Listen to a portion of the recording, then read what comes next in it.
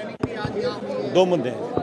पहली बार हम सब चाहते हैं कि वोटर लिस्ट की छटनी हो, गलत नाम उसमें ना जोड़े जाएं, लेकिन जो आज देश का माहौल है, Congress party, Rahul Gandhi ji, India alliance के तमाम हमारे गठबंधन के नेता, बंगाल हो, तमिलनाडु, हर जगह सब लोग इसका विरोध क्यों कर रहे हैं?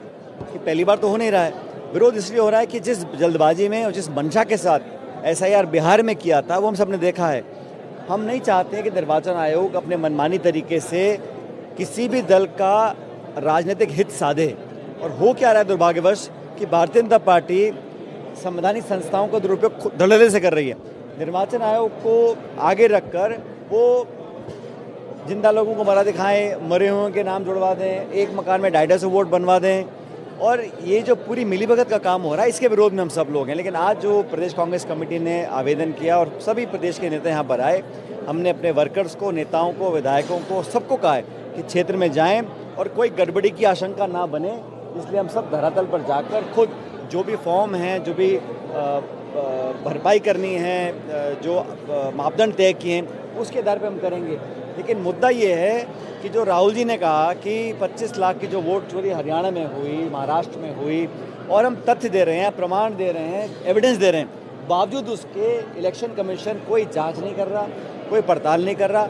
राहुल जी से वो एफिडेविट मांग रहे हैं। उनकी जिम्मेदारी बनती है कि अगर आप निर्वाचन आयोग हैं तो आप एक कॉन्स्टिट्यूशन बॉडी हैं, आप किसी विचारधारा से बंधे हुए नहीं हैं, आपको जांच करानी चाहिए और तथ्यों पे जो हमने कहा है तथ्य हैं उसकी जांच करें।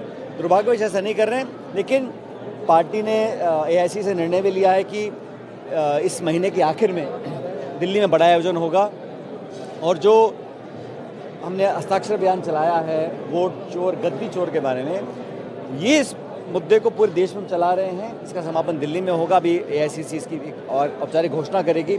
लेकिन इस आज की मीटिंग से कार्यकर्ताओं को इन्फॉर्मेशन मिली है, उनको टेक्निकल पॉइंट्स के बारे में बताया गया है, और मुझे लगता है कि प्रदेश अध्यक्ष जी और तमाम नेता जो पार्टी के यहाँ पर थे, उन्होंने बड़ा स्ट्रिक्टली नेताओं को कहा है कि समय 3 साल का है, लेकिन पंचायत नगर पालिका चुनाव आने वाले हैं, तो वोटर्स में जो वाजिब और जायज़ मतदाता है वो वंचित ना रहे। एक वोट भी अगर नाजायज़ तरीके से जुड़ती नहीं है तो ये लोकतंत्र में गलत है, उसका हम पूरा विरोध करेंगे। पायलट साहब, चूंकि SIR के बाद पहला प्रदेश था बिहार जहां पर मतदान हुआ है, और मतदान का प्रतिशत भी काफ़ी अच्छा रहा है अब तक के इतिहास में बिहार चुनाव में, उसको किस तरह देखिए। साथ एक और सवाल था कि जो एग्जिट पोल आ रहे हैं उस पर आपका क्या प्रतिक्रिया है? पोलिंग हैवी हुई, इसका मतलब नहीं है कि कुछ लोग वंचित रह गए हैं। आप लिस्ट से नाम ही काट दो और वो जो बचे हैं उनमें से 80% पोल डाल दें, वो अलग बात है। लेकिन कोई जिसका अधिकार है, नागरिक है, सिर्फ वो गरीब है, कमज़ोर है, पिछड़ा है, दलित, आदिवासी है, उसका नाम ना जुड़े,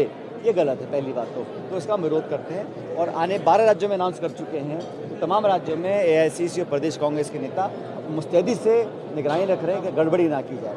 जहाँ तक एग्जिट पोल्स की बात है, एग्जिट पोल तो हरियाणा में दिखा रहा था कि हम बहुमत लेके आ रहे हैं, उसका उल्टा हो गया। तो एग्जिट पोल्स हमेशा सही नहीं होते।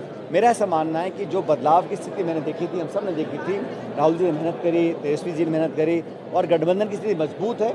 मुझे यह विश्वास है कि 14 को जब काउंटिंग होगी तो महागठबंधन की सरकार वहाँ बनेगी। कैसे देखते हैं राजस्थान सरकार का 2 साल का कार्यकाल हो गया? भाई तो अंतिम तो निर्णय जनता करती है, लेकिन मेरा जो आकलन है कि जिस उम्मीद के साथ सरकार का निर्माण हुआ था वो सारी उम्मीदें फेल हो गई हैं। लोग निराश हो चुके हैं, और 2 साल में इतनी जल्दी जनता का विश्वास इस सरकार ने खोया है। कभी चीफ सेक्रेटरी बदल रहे हैं, कभी मंत्रिमंडल का एक्सपेंशन नहीं हो रहा, कभी सत्ता कितने केंद्र बने हुए हैं, खिंचाव है सत्ता में, संगठन में, विद इन गवर्नमेंट बहुत ज़्यादा है। तो एक इफेक्टिव और जो एक डिसाइसिव गवर्नमेंट होती है वो कर नहीं पाए।